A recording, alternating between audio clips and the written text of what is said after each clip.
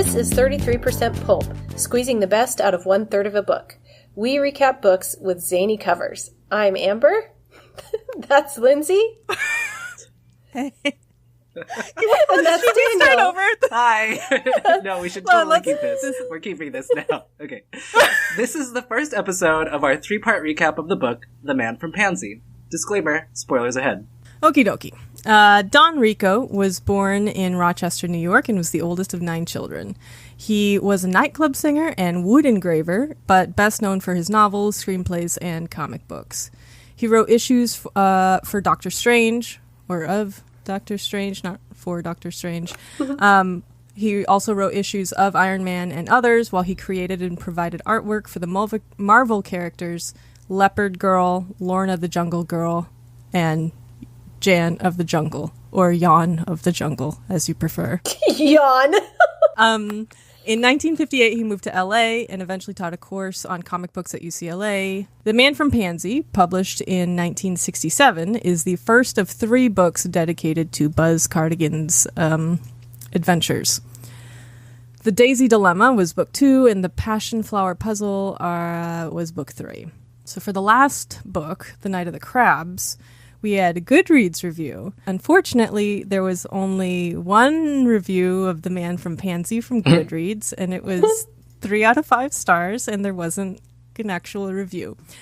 Okay. Just throwing his opinion out there. Their opinion. Stars, yeah. Just stars. The background info I've got for this book is primarily historiographical and has to do with LGBT life in LA. The book gives dates and times for events, but not the year, but I checked and lined the dates up with the 1967 calendar, which makes sense because that's the year it was published.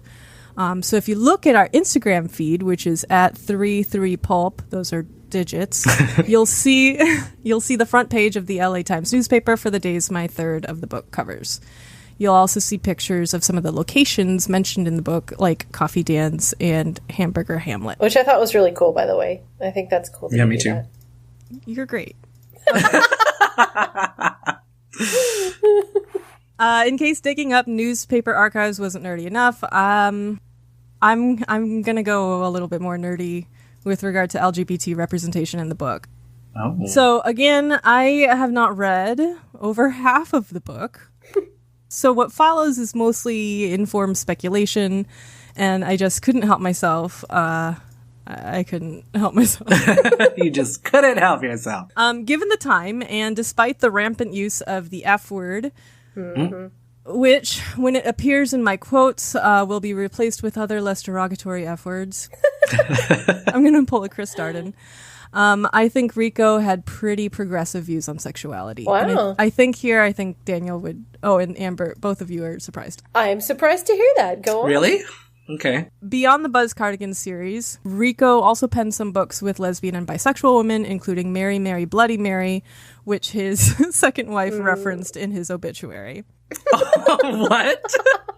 But just because he wrote about it doesn't necessarily make him or his views progressive. But what I thought was interesting was the detailed description of gay life and culture. I want to distinguish gay life and culture from homosexuality in the sense that there's relatively few gay sex scenes, at least in my third, and none that involve the protagonist, again in my third. In fact, when it comes up, same-sex sex sickens Buzz, the main character.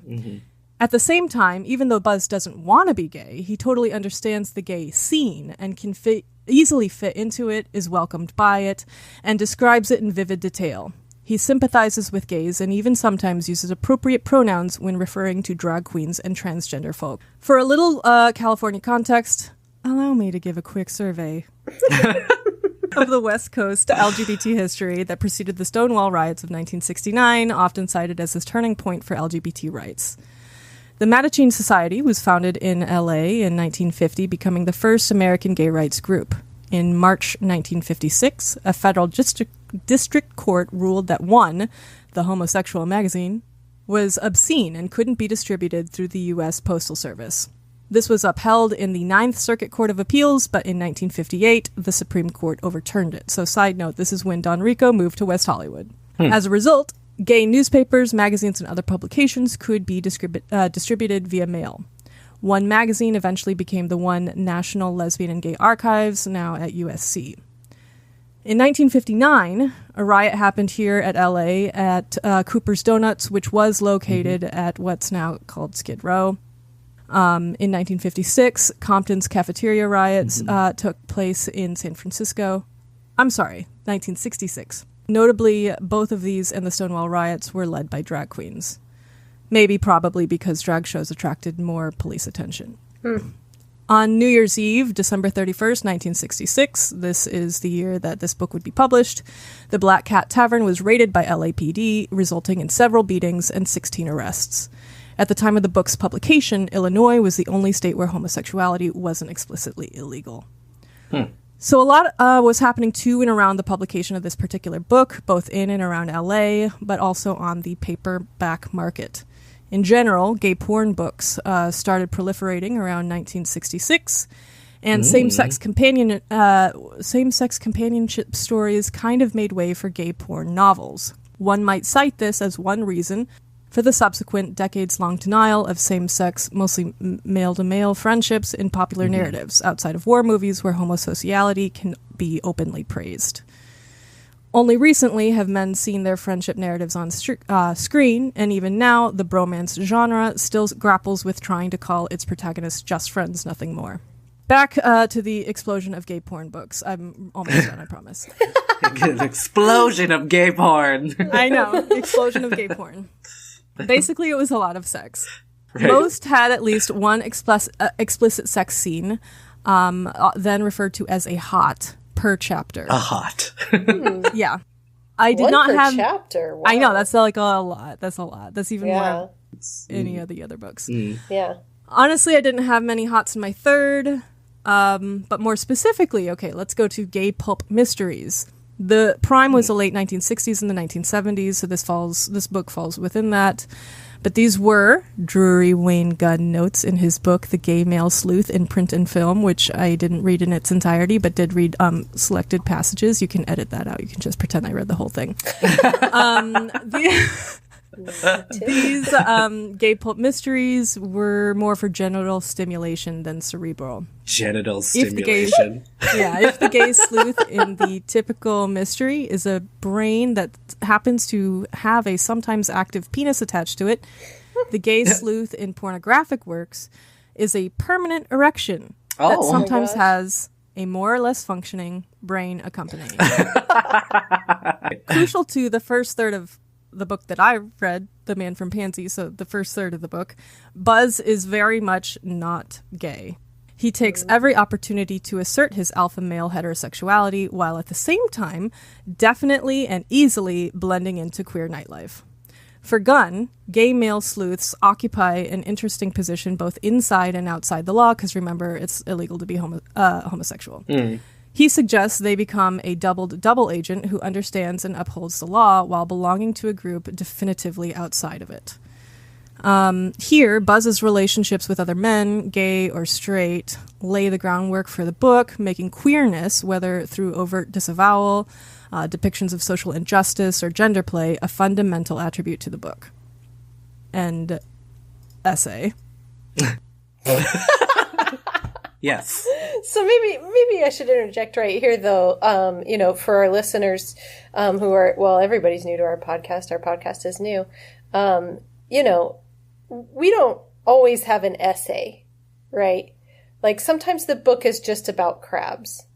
Right. And that's the thing, though, is sometimes we pick a book. All of our books we pick based on the cover, and sometimes you start reading and you're like, I have to write an essay about this. So that's what just happened there. That's what just happened. Some clarification. Okay. Yeah. So, early note. So the first couple chapters of the book went out of chronological order, but I've put them back into chronological order. That's really helpful for a podcast. Yeah, so it would make more sense. Yeah. What's interesting, too, is that there's a little introduction or like prologue. Prologue. Okay, so it's Report 1000. Okay, so the whole book is his report on this mission. Oh, right. Okay, that makes sense. Yeah. Yeah. This is a top secret confidential document for Lawrence V. Griffin, Chief of Staff, Special Service Division, U.S. Counterintelligence Department, Pentagon, Washington, D.C. Signed, we, like capital letters. Right. Yeah. We, Burgess, Buzz Cardigan, Special Agent on assignment. All right. Okay, all that right. makes sense. So here we begin. Settle in. I'm folks. settled. All right, so the story begins on Wednesday, May 24th at 8 a.m. at the Roosevelt Hotel. Here, Lawrence Griffin and Buzz Cardigan are having a mating. Griffin tells Cardigan about this thing that's been happening, mostly with homosexuals in California. Right. Okay. So some particular individuals have been shanghaied to Cuba. So I had to look this up. What does that mean? Shanghai means the practice of kidnapping people to serve as sailors by coercion. A word that I've misspelled. Coercion? Yep, coercive. Coercive techniques such as trickery, intimidation, or violence. So these people are like lured away to Cuba. They're all from Hollywood. Each was a homosexual. The families or close friends of each had a good deal of money. Okay. Right. So obviously this is some kind of blackmail. Quote, these homosexuals, after they're shipped to Cuba, are gotten drunk after being deprived of male companionship of the kind they require. Then they are brought together with fully trained and skilled fuzzy heads. What? It's not really. Sorry, what? It's not fuzzy heads. Oh, got it. Oh, this is where you're Right. substituting the It's word less derogatory. F-A-G-G-O-T. It's a bundle of sticks. Bundle of sticks. So you're going to It's just another replace word it for with other cigarette? F words. So these homosexuals, after they're shipped to Cuba, are gotten drunk after being deprived of male companionship of the kind they require. Then they are brought together with fully trained and skilled fuzzy heads. Fuzzy heads. You can imagine, good friend, the scenes that take place between them. Okay, basically what's happening is they're making these like porn videos that are going to be used against them because like they're going to have these scenes, right? And then the movies will be shipped around. So like Griffin has to show him a movie, right? Because otherwise he won't believe it or something. I don't know. So I'm just going to read some of it. Because Griffin's just hanging on to it. Yeah, Griffin just has it on hand. Okay, so this is an actor. I thought of Ryan Gosling. So he's been kidnapped. Ryan Gosling's been Okay, he's kidnapped. been Poor Canadian. He had been for 5 years one of the 10 male box office draws of motion picture, renowned for his romantic valor, for his manhood, for his acting, and his athletic abilities. So he disappeared about a year ago, and there had been a rumor that he had gone to Switzerland to figure out what movie to film. The movie opens, right? So he's like chained to a bed or something. Oh, what? Oh, okay. The Ryan Gosling, not Ryan Gosling. Yeah, Ryan Gosling is chained to a bed. Also... Like, I also imagine Joseph Gordon-Levitt. So, okay, the boy's hands, this is Joseph Gordon-Levitt, were moving over the star's body like two sensitive butterflies. The actor tried to rise and get away, but two burly men, also naked, appeared and shoved him back, holding him down while the boy resumed his ministrations. It didn't take long. In spite of himself, the star was aroused. When the boy saw this, he still did not hurry to consummate the deal. Instead, he kept on working, now bringing his mouth down to replace his hands, traveling the same route with his lips. The big, strong men, so like these big giant bears. Yeah, I know, Yeah. right? Grinned down at the scene of depravity, their black glistening eyes dancing back and forth over the action going on right beneath them. Now the star was arching his body eagerly, anxious to bring matters to some kind of climax. It was then that the boys signaled the men. They nodded and flipped the star over on his stomach. The boy, crouching on his knees on the bed, moved to him. But this is not what the star wanted. He fought and squirmed, his mouth moving in words I, that is Buzz Cardigan, could not hear. He was begging, entreating anxiously and desperately. So Buzz closed his eyes at this point, because he's like, he says, I closed my eyes at this point, unable to watch what was happening to the victim, but I knew the results, and when I opened my eyes again, it was just as I thought. It was Ryan So Gosling. basically, Ryan Gosling doesn't want a bottom for Joseph Gordon-Levitt. is what's happening. This is what I'm saying. Oh boy. It was because Ryan Gosling is obviously a top. Now the aggressor. All discretion was lost as far as he was concerned. He had fallen complete victim to his inner nature and had taken command of Joseph Gordon-Levitt. Oh. The star was the man and the boy was the woman. Well, their bodies Is that what rising it and says in the falling book? together. Yeah, that's what it says. Together in the spasms of homosexuality. So then he's like, "Oh my god, The I can't spasms take of it. homosexuality. Wow. I can't take it anymore." So Griffin is like, "Okay, fine." So Griffin turns it off. Wow. Here's the thing: they got to figure out how these people are being taken and used for like blackmail to fund Cuban communism. Right. Because if the world were to find out that Ryan Gosling was gay in this time, that's the end of his career. That's, yeah. Obviously, Lawrence Griffin has come to Buzz Cardigan. He says, "You, Buzz, are our top undercover man in the area of Hollywood nightlife. And why? Because you look and act the type. You, in other words, dig the scene, and the scene digs you. You swing, in short. You look Hollywood, you dress Hollywood, and you act Hollywood. And, even more important, you appear to think Hollywood." So what I have noted, I have, first of all, this is completely vague, abstract nonsense. What does that even mean? Right. Yeah, like trying to piece it together in my head. And second of all, I wrote down walks like a duck, quacks like a duck. Right. So, okay, so Buzz right now is very concerned and doesn't seem to understand the idea of being undercover. Neither does Griffin. I don't understand. So either he's undercover or he's actually fired. But okay, so he's like, "I'm not afraid to die. I wouldn't be in this work if I was." He's going directly to death. The thing I mind, Homosexuality is death, yeah. Yeah. even more than being asked to pass as a queer, is that I'm being drummed out of the service in disgrace. So he's like saying, "Oh, because the premise is that they're gonna say that he's homosexual, and therefore was like discharged from the Secret Service or whatever, Yeah. and that's why he's going to Hollywood, right? Okay. So that's the idea. Boop, boop, boop, boop, That's his boop. cover. Got it. So, okay, so this is actually cut from chapter 2. He says he's still explaining that he's heterosexual and is not comfortable with this.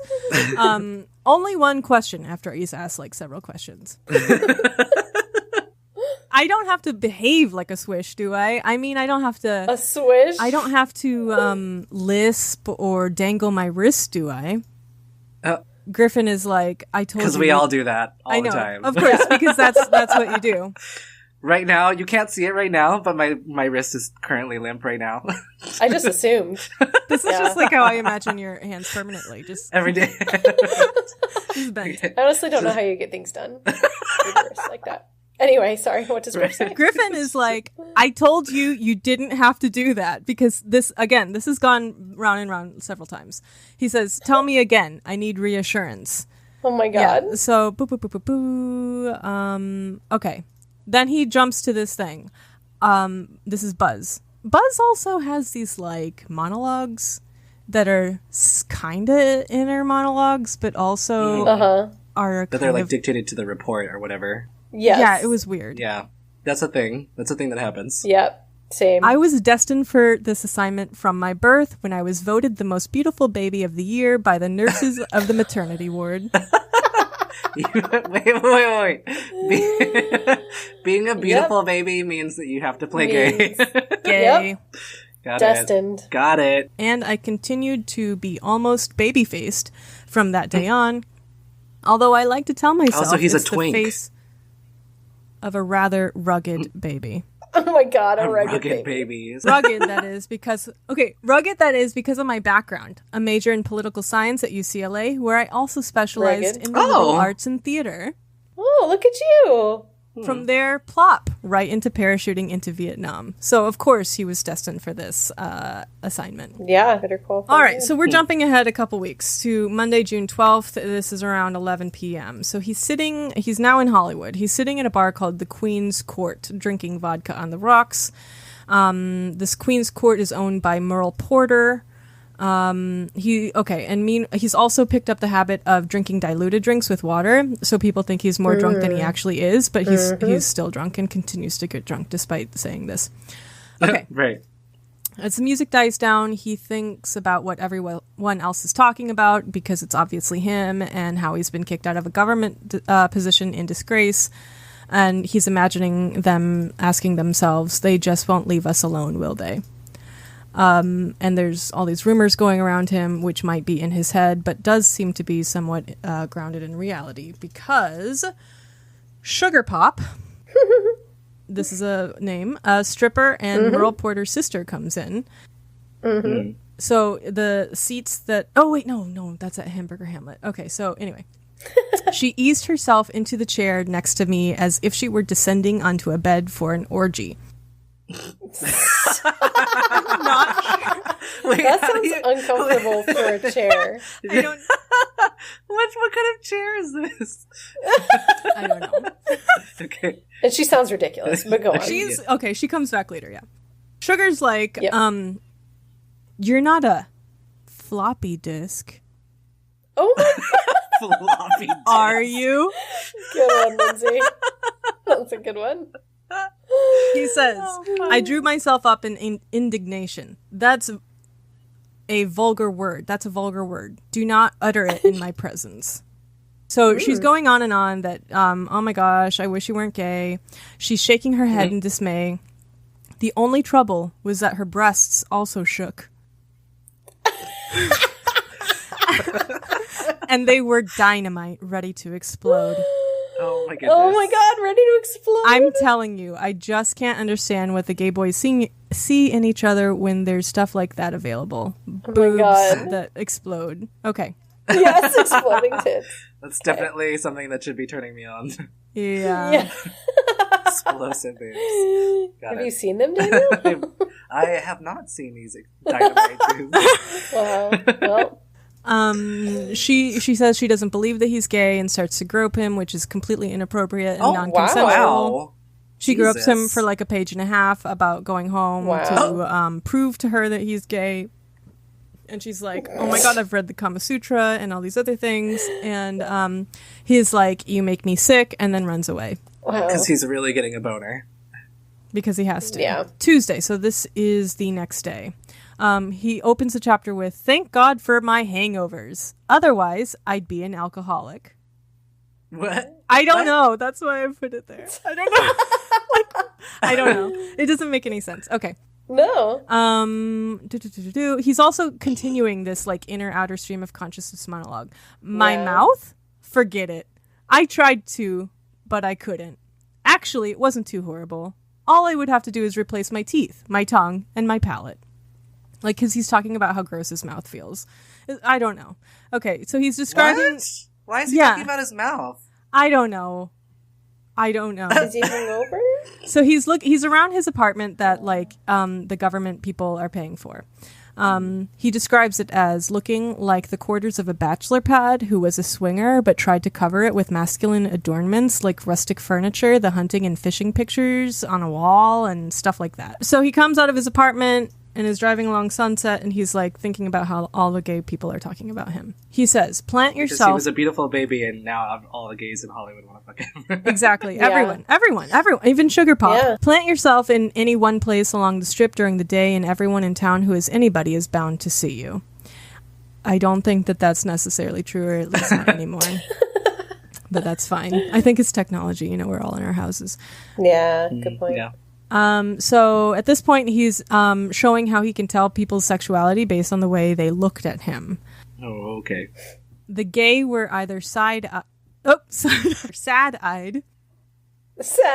Okay. Or they smiled at me in sympathy, and quite a few of them waved limp hands at me. Again, this is like a thing of this. Why would you be like waving a limp hand? Okay. Hi! Did we all just like pull our hands up and try and wave? I definitely did. Yeah. Waved limp hands at me. The straight world just stared stonily. So, I mean, the gay people are like, oh, look at this guy, you know, waving at him. And the straight people are like, go fuck yourself. All right. Okay, so he sees Jazzy Gunner, who was also at the Queen's court. And if I had to guess based on my third, I think Jazzy's a bad guy, but I don't know. He sees Jazzy sitting with a guy in a turtleneck. Jazzy waves at him and is like, hi, to which Buzz responds in an out loud but to himself kind of monologue that doesn't overreact at all. All right, Buster. So you're nibbling at the hook, huh? You came around to study me up close and to see if I was for real. At least I hope so. I don't relish the idea of keeping up this pose forever. Keep spying on me, Jazzy, and then make a play. I haven't got a lifetime. Then we've got this like weird scene at this particular establishment where Jeb Mordecai, who is his boss, even though he's undercover and getting paid by the government, he has to have an undercover job, I guess. And so this guy, Jeb Mordecai, comes in and is like, why haven't you fucking been to work at all? Also, someone called and was like, you're an undercover government agent and you're gay? And so Jeb is like, look, I'm not mad about any of this. I'm mad more that like we've gone out and hung out and you didn't give me any of the women. Like, okay. So he's like, yeah, he stole them away from him. And so then he punched him. Jeb punched Buzz. Oh, wait, can we pause for a second? Buzz. Okay. So this Jeb person, so this is all at Queen's court. No, right? This is at Hamburger Hamlet. Oh, okay, we've moved locations. Okay. Yeah, sorry about that. And so this guy just comes walking in? And he's like, hey, where have you been? Yeah. You're an undercover, but you're going undercover as a gay man? He thinks that he's undercover and actually gay. Okay. And is like, why wouldn't you give me the ladies? Okay. Yeah. So, this is the same day, but then this is actually covering like a few day period. So, he's basically wandering around Hollywood going to like these random places. He says, when you've got money, the whole world is loaded. And when you're broke, so is the universe. Also, when you're in love, all the world's a lover. Want another? If you're a queer, the whole world is gay. Which I don't necessarily think is true either. I mean, I think that's that not a thing. No, definitely not. Actually, I think pretty much everyone is gay. That's okay. Okay, so he's on the phone with Beverly. So this woman Beverly comes up a couple times in my third, and she's like this like beautiful, wonderful woman who is like crying because she's heard that he's gay. She's like, Buzz, are you telling me you want me to accept you? ... As you are? Yeah. He's like, what else? And she's like, I had ideas about you, Buzz, ideas I didn't think were possible in Hollywood. Nice, normal ideas, like back home, like my dad and mom. I knew you were a swinger, but I thought I saw something worthwhile under all that. And someday you'd get it out of your system and be ready to settle down. So he's stressed out now because he really likes this Beverly girl. Yeah, she wants to have babies and move back to the Midwest. Yeah. Yeah. So things he did, so he comes up with this list of things that he did to make his job less strenuous. And it kind of reminds me of like the things to do in Wales. Like where it was like fish. And then it went to like gardens. So things Look at the things sea. he did to make his job less strenuous. Number 1, he drinks water. He waters down his drinks, right? Vodka and water on the rocks. Number 2, no one ever came to his pad because even though some of those guys could be pretty tough, even though they were swishes, so he was afraid of getting into being overpowered at his apartment. Exactly. And number 3, to make his job less strenuous, he couldn't carry a gun. I don't know. It didn't make any sense. Okay, so because he's not supposed to be a government agent anymore, right? He's been like fired. Yeah. But now everyone around him is finding out that he was a government agent, but has been now fired because he's gay. Okay. But why would not carrying a gun make his job less strenuous? Oh, I guess because why? You can't have a gun on you. Why would that make your job less strenuous? Not having a gun? Yeah. Then you wouldn't have to worry about somebody finding out that you have a gun on you. Oh. And then they'd be like, why do you have a gun on you? Yeah, because then you didn't play off the Yeah. fact that you got fired as a G-man and you are now a civilian, right? Okay. So now it's Saturday. He's on the beach. This guy called Chad Burrows comes up and starts talking to him. Tells him a little background story. He was a PE teacher in Burbank who fell in love with the art teacher. And this got them both fired because, quote, they couldn't resist embracing each other under the showers of the locker room of the school, end quote. The art teacher was forced to transfer to San Francisco. So Chad and Buzz decide to go back to Chad's place for lunch. Chad promises not to seduce him since he's a monogamist who can only, quote, make it with Artie, which I thought was sweet. Wait. So, Chad is the PE teacher? Artie is the art teacher. Oh, Artie the art That's teacher. cute. Cute. I bet he's an aardvark. This this Chad person is this a gay couple? Is that what happened? Or Yeah, Chad and Artie are together. Well, sort of. Okay. Long distance. Okay. right? Okay. Okay. I thought it was a heterosexual couple at first. Getting it on in the showers. Chad and Artie. So they go back to Chad's place, and he lives with his Aunt Martha, who I'm not sure is his aunt, actually. He's talking about how great her chopped liver was, which I thought the entire time... I thought this was a trap, and I thought that chopped liver was some kind of euphemism because, I don't know, who actually likes She's chopped about liver? to be chopped liver. Yeah. Exactly. Yeah, So wow. then he, Buzz is looking around and he sees these guys coming in, and there's 3 guys coming in. One's coming from a raft from the ocean, and one's coming around the corner. Anyway, so they timed it so they got to him at the same time. And despite this, just imagine. So someone's rowing a rubber raft from the ocean, but then Buzz beats them all up. So Buzz turns to Chad and is like, what the fuck? And Chad's like, dude, no, you what the fuck? And Buzz takes him and starts to beat him up when he hears this female voice threatening to shoot him. So he turns around and sees, quote, a glorious thing, tall, long-limbed, the flesh the color of burnished copper, black hair glistening in the sun, the face of the true Cleopatra. The female version of Cleopatra. The female Cleopatra. Negro with slanted eyes, high cheekbones, and a sensuous mouth with ivory teeth. This Cleo was very informal indeed. She wore a bikini without the top. End quote. Oh. I don't know what the hell. She's just naked, I guess. Yeah, with Tits a gun. out, yeah. And that's obviously Aunt Martha. Obviously. I don't think it's his actual aunt. So he's tied up now. That is, Buzz is tied up now in the room with Chad and Martha. Everybody's super suspicious of each other. Buzz is like, what the hell? And why am I tied up? And who are you people? But he thinks that, okay, this isn't the commie porn ring, but he doesn't exactly know what is happening. Yeah, he doesn't know what's happening.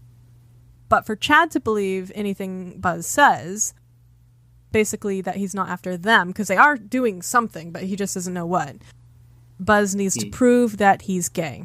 Chad locks him in a room with Aunt Martha, who seduces him for pages, but I mean, it's kind of boring.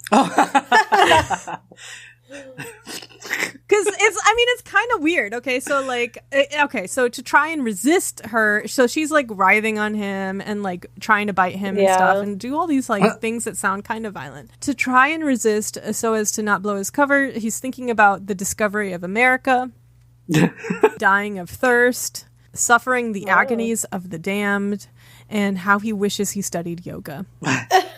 What? Okay. There's still time. Yeah, you can still study yoga. Eventually, he asks himself, so what if Chad found out I was fake in the homosexual department? As I've said, it's not the fact of your dying that matters, it's how you die. And I was about to die as happy as any man. So he goes ahead and, just has sex with Aunt Martha. Oh, yeah, wow. but it's not actually, like, "Fuck it." the actual sex scene itself isn't in this story. It's just like the seduction is in the story. So. Oh. Huh. Okay. Next morning, Chad comes in, wakes Buzz up, and is very friendly. Buzz starts to attack him. He's like punching him. Chad is very confused and surprised because it turns out that Martha didn't tell Chad that they had sex, because I don't know why that would be. I don't know. Buzz then spends the rest of the night making sexual innuendos to Martha. Such as the chopped liver was everything Chad had claimed it was, and the conversation was light. Dinner and talk lasted until past midnight. That was when I left with a whispered promise to Aunt Martha to sample more of her wares, chopped liver or any other kind. Like, you loser. Oh, wow, yeah. Smooth move. P.S. So the next chapter is called Purple is the Color of My True Love's Eyes, and I realized at this point that the chapters I didn't think had any meaning whatsoever. I don't know why this is a thing. So unless there's like a secret code that's going to come up later, I don't think they mean anything. So after all of this stuff with Chad and Martha, he's going home in his car, and he notices that a VW with a giant antenna is loitering near his place. It's parked uphill. So it's a giant VW with an antenna. So coded language, this is like a thing. Coded language was very much a thing for gay people when sex was illegal. So the fact that this scene, Buzz is playing gay to be a government agent to catch criminal, reworks the more traditional way of using heteronormative or at least desexualized language to convey sexualized images or messages. So this is like more evidence of that double thing that I was telling you about in my little essay. Right. Boo, boo, boo, boo, boo. Okay. So he's talking to Peter Blake, who is his quote unquote lover, his contact in the government. And they're using this language, and they have to put it into code because obviously this VW with the antenna is listening to them. Right. Okay. Obvious by Volkswagen is obvious. Yeah. Pete Blake says, "Well, dear, that's the sad gay life, I guess. I do hope we can see each other soon." Okay, sorry. He says, I miss you like crazy, more than I've missed anyone. So this was code for everything was okay, and he had no definite leads. Pete says, "Well, dear, that's the sad gay life, I guess. I do hope we can see each other soon." In other words, he hoped I got a good lead. Right. Buzz says, "I've run into a lot of gay lads, but there's no one who will ever take your place, darling," which means the gay set was trying like hell to find out things about me before the boys made their play, and he was going to keep playing this game until something happened. Yeah. Pete says, "Good boy, I miss you too, honey, but we do have to keep apart. You understand that." And Buzz says, "Of course, but it's killing me." So this means I had already run into violence. Oh. Pete says, "Oh, you can hold up, can't you? You're not in real immediate danger, are you? Did you get out of it all right? Will there be more of the same kind of trouble? ? So Buzz says, "Of course, you know me, the original bounce back boy. I'm just fine as long as I can look forward to being with you again and soon. Oh, by the way, lover." "Yes, pet?" "Someone might be trying to ring the bell on us." Okay, Bell, Alexander Graham Bell, inventor of the telephone. Someone... I know, this is kind of intense. "Someone might be cutting in on our phone calls." Who someone? Oh, Whoever was in that VW, that's who. So Pete chuckled. "Just someone who's jealous of our great love. Someone who's trying to make sure you're really queer and really carrying on this mad affair. They'll do it every time. Incidentally, I'm sending you your monthly allowance. You can pick it up at your bank Wednesday. Ba, ba, ba, ba, ba." So anyway, I thought that was, first of all, interesting, and second, like more of this gay doublespeak that I thought was interesting. Now he's wandering around Hollywood. It's like 3 days later.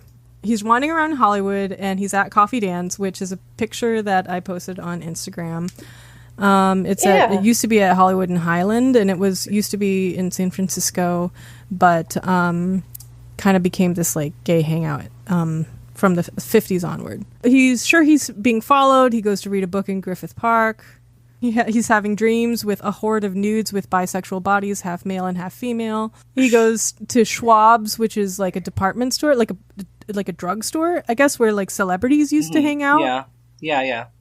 So he sees Sidney Skolsky, who was an actual person, and I looked up. So all of these things actually existed. So I thought that was kind of cool, how he's like, bringing in all this stuff. Still, he's just... Couldn't you, like, get, like, you could hang out at the drugstore and get, like, ice cream, couldn't you, at one point? Like, wasn't that, like, a thing? Oh, yeah. Fountain so soda, he's just wandering around. He goes to Jack's at the Beach, which is another real place, and I have a picture of that, and again, sees Jazzy Gunner. But not only Jazzy, he also sees Beverly Tyler, his love, his Bev, who's being followed by DC Smithers, or Smithers. I'm just going to say Smithers because it makes me think of that. Yeah, Smithers. Yeah. Mr. Smithers. Smithers.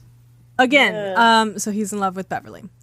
Quote, "This was the girl I could love and who could love me. This was simply beautiful, simply terrifically classic Beverly, a chick with style, a gal with honesty and sincerity. She was dressed naturally in base... She was dressed naturally in... Not dressed naturally, but dressed naturally, in basic black with a string of pearls hanging from her delicious throat," which I thought was like, oh... Well, she's trying to be like Audrey Hepburn. Oh, I was thinking like a pearl necklace, like... But, well, yeah, a pearl necklace. But like a black dress and black gloves, right? Like okay, never mind. I think... Okay. Oh, no, yeah. Well, no. Just Google pearl necklace. I mean, there is that, too.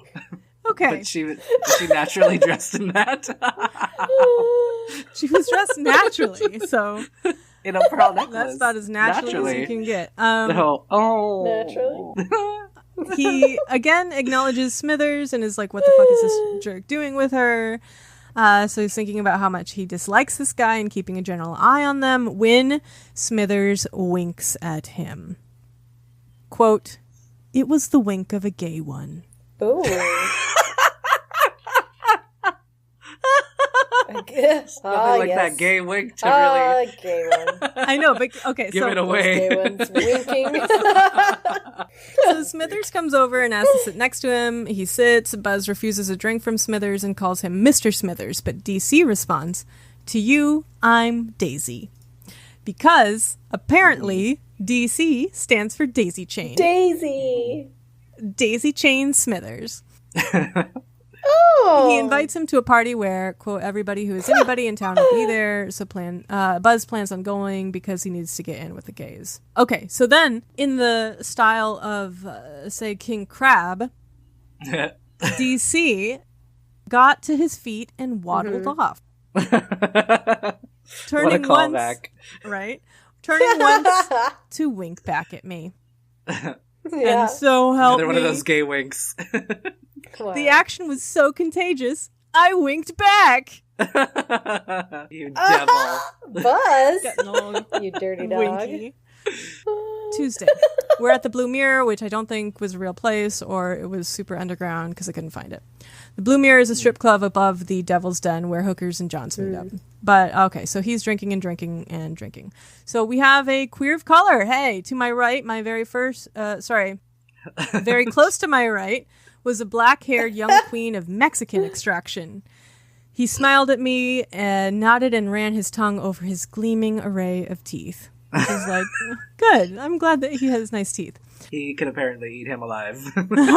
Oh, yeah. Maybe he's like the wolf man of Red Riding Hood fame. He finds out that Tuesday happens to be drag queen night, but for some reason, Merle is there to support his sister, Sugar Pop. So yeah, I don't know why that's a thing. Yep. So it's with two P's too, right? Yep. Sugar Pop. Yeah. But Merle is there, to support his sister. And Merle. He's just there to catch her new numbers because he's a supportive brother. Yeah. Sugar Pop comes out. She's basically naked already. Everybody's like freaking out. And even her brother was breathing heavily. Wow. Ew. She held the pose while the music screeched higher and higher, which does not sound attractive, No. and I could hear her breaths being sucked in greedily. Nothing here is very sexy yet. She disdained us all. She scorned us. She, the superior being, the dominant female, certain of her power over straight and queer men alike, beating the queens at their own game, telling them, with her body and face, "Here it is, you freeze-dried frogs." Frogs. Here's the real thing. How are you going to beat it? Suffer, you bastards. Suffer. Wow. So Merle elbows Buzz and is like, ain't she something? Wow. My flesh and blood. He's really supportive. Yes. He's really supportive. Sugar's walking the stage. Her sloping backside quivered and bounced from side to side. Jiggly pop. Jiggly pop. Oh my god. Oh my god. Jiggly pop. So this is her sloping backside, the noise that it makes. Her smooth back is very sexy. Yeah. Merle elbows him again. She doesn't do much, but she gets him, don't she? Wow. You ain't seen nothing yet, Buzz. Wait till her encore. Which was basically just her opening up her outfit and showing her boobs. Yeah, that Merle was like super into it. Yeah. Wait. Is Merle a straight brother or is he a gay brother? Did we establish that? Oh, good question. You know, I assumed he was straight, but it would definitely make this less uncomfortable. I mean, I don't know. It's uncomfortable either way. It's kind of weird, yeah. So Wednesday, June 21st, 2 a.m., Sunset Strip, he sees Jazzy in the VW. So he sees the VW again and sees that it's Jazzy inside. He goes over and beats him up and tells him to fucking leave him alone. Aggressive. End of third. That's the end of your third? Okay. That's the end. Wow. This is exciting. There were so many moments where I was like biting my tongue because you really did set it up.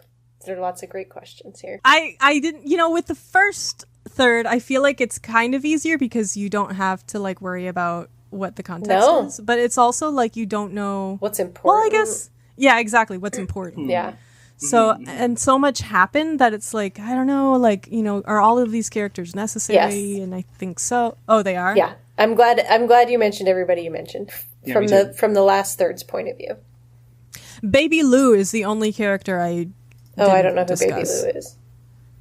I know who Baby Lou is. Oh, cool. Baby Lou is a drag queen, hostess and mistress of ceremonies here at the Queen's Court, one of Hollywood's more flagrant homo hangouts. Oh, so I bet you Merle is gay, don't you think, if he owns the Queen's Court? That's why I was asking, because I was like, wait a minute. But, I mean, even so, like, why is he, like, jaw open at his sister? Like, you know what I mean? Like, yeah. Isn't she something? Like, wait till you see her encore. Oh, it's tits. Ladies and gentlemen, tits. Spoiler. Dynamite. Yeah, dynamite exploding tits. We should take pictures of us with like sparklers in our shirts. No, never mind. Oh my god.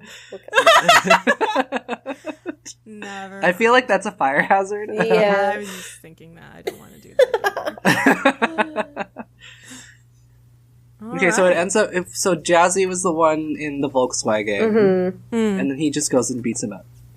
Yep. Okay. And tells him to right. bugger off. Okay, got it. Yeah. So Daniel, you're next week, right? You got the middle I am third? next week. I do have the middle third. Yes. And all of those the characters carry over to the last third? I recognized almost all of them, yeah. Wow, maybe it's more tightly structured than I thought then. Because I was like, fuck, this is like crazy random information. Like, yeah. Hold on to your butts. All right, so if I... Yeah, explosive butts.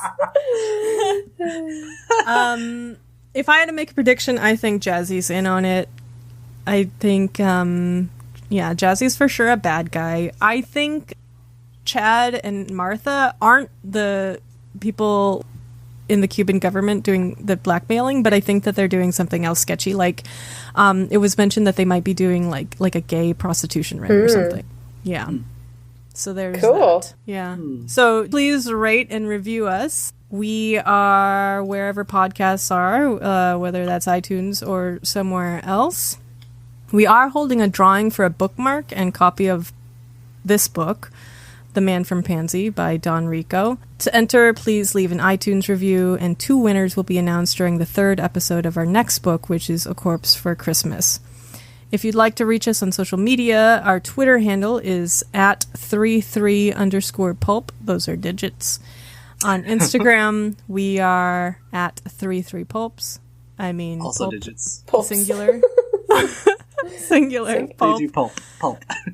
Digits. And our website is 33pulp.com, and you can email us at weare3, those are letters, at 33pulp.com. All right. So for Amber and Daniel and me, this is 33% Pulp signing off. Bye. Bye.